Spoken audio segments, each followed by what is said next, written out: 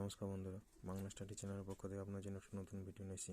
ভিডিওটি শেষ পর্যন্ত ওয়াচ করবেন, আর ভালো লাগলে লাইক কমেন্ট এবং শেয়ার করবেন।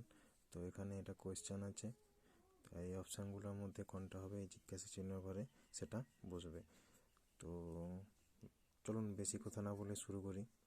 কীভাবে হচ্ছে, মাঝে কত আছে, একটা ডিজিট আছে আর ধারে দুটো করে ডিজিট আছে, তাহলে মাঝে যেটা আছে সেটা 8। এটার সাথে যদি 3 গুণ করে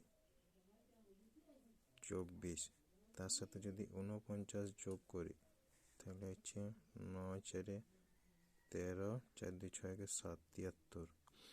এটার সাথে 3 গুণ, এটা দিয়ে যোগ, তারপর সেম এটা দেখি 6, 6-এর সাথে 3 গুণ করছি 18, 18-এর সাথে 11, ছোটোটা যোগ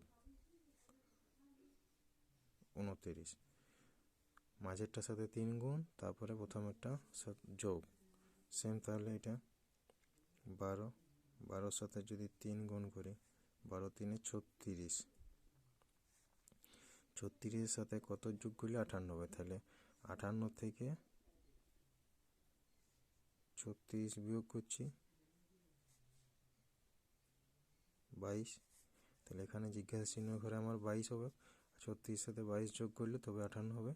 জিজ্ঞাসা চিহ্ন ঘরে আমার 22 হবে। অপশান ডি হবে রাইট অ্যান্সার।